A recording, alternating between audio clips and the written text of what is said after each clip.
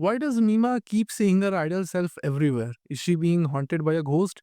Or is something much deeper going on in her mind? In today's video, we are going to talk about Perfect Blue, a psychological thriller that takes us deep into the human mind and asks some chilling questions about fame, identity, and reality. This film is confusing for a lot of viewers, especially if you have watched it for the first time. You might be wondering, who was the real villain? Was Mima actually losing her mind? What was real and what was fake? Well, don't worry. In this video, I'll explain Perfect Blue's ending step by step and explain exactly what happened and what it all means. So let's begin. So in the end, we see the stalker sexually assaulting Mima. She somehow manages to overpower him and run away, but when she returns with Rumi, his body is gone. A few moments later, we see him dead next to Tadokoro. Then Mima and Rumi go to Mima's apartment, and after some time, Mima's idol personality reappears. We also see Rumi dressed in the idol outfit, and then Mima is attacked by her idol self.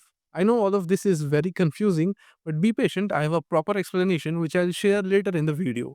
After several intense moments, we see Rumi getting defeated, and eventually both she and Mima get hit by a truck. After a time skip, we see Rumi in a mental institution where Mima visits her. Some girls nearby notice Mima but dismiss the idea, saying, why would someone that famous be here? She must be someone else. In the final shot, we see Mima in her car. She takes off her glasses, looks into the mirror, and says, no, I'm real. And that's where the movie ends. So, if you're watching this film for the first time, none of that probably made much sense. So, let me break it down.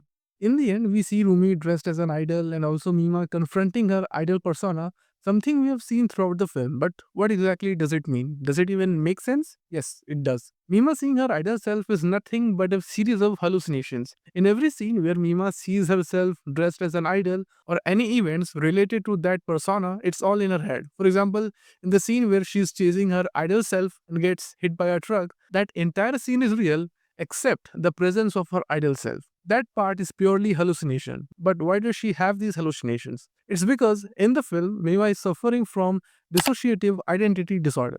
Dissociative identity disorder, like Mima's condition in Perfect Blue, typically develops as a psychological response to severe trauma, often in early childhood. This trauma can include physical, sexual, or emotional abuse, neglect, or overwhelming life experiences. To cope, the brain dissociates, creating separate identities to handle different aspects of the trauma.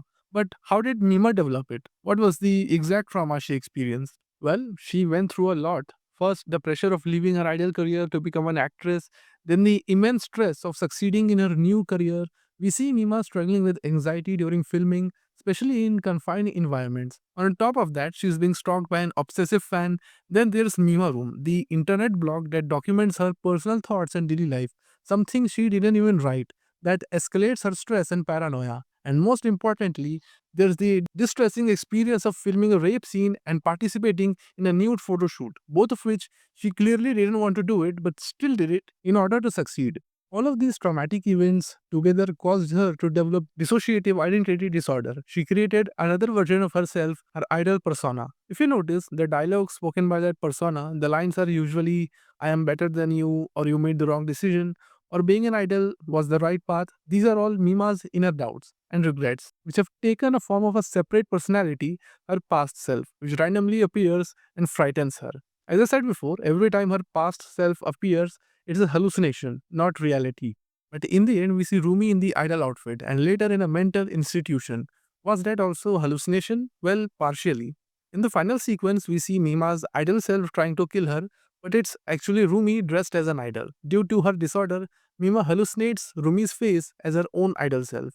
But why was Rumi trying to kill her?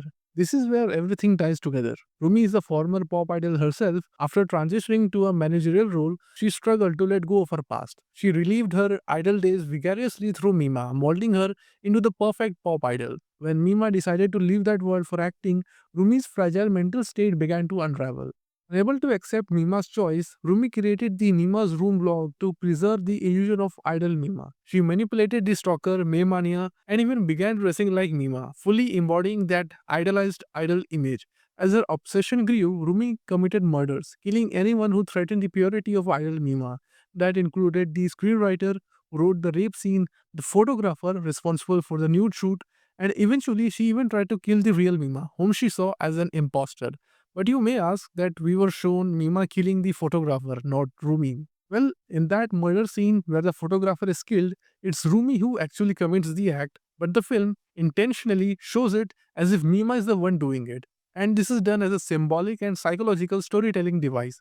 The use of Mima's face during the murder isn't literal, it's a visual metaphor showing that Rumi has completely dissociated from her real identity and now fully believes she is Mima. Like Mima, Rumi also developed dissociative identity disorder, believing herself to be the real Mima. Her disorder stemmed from her inability to reconcile her past as a failed idol with the reality as a manager. She created an alternate personality to embody Mima's idolized image, leading her to manipulate events, commit murders, and try to eliminate the real Mima. Now, what about the stalker, Me-Mania? What was his role?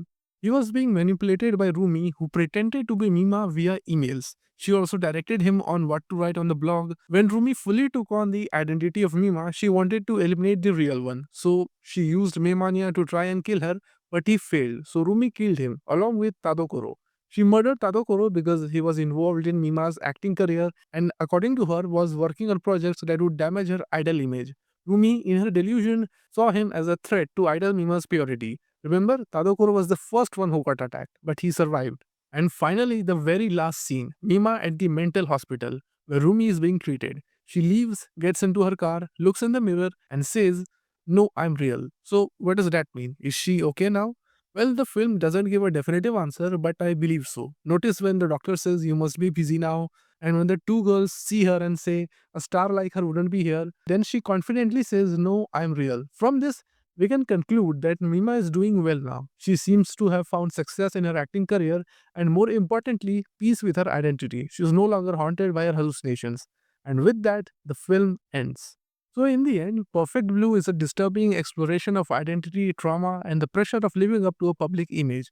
But more importantly, the film also delivers a strong critique of the entertainment industry, especially how women are objectified and exploited. We see this clearly in Mima's journey, from an innocent idol to being forced into nude photo shoots and graphic acting roles, all to cater to a male audience and stay relevant.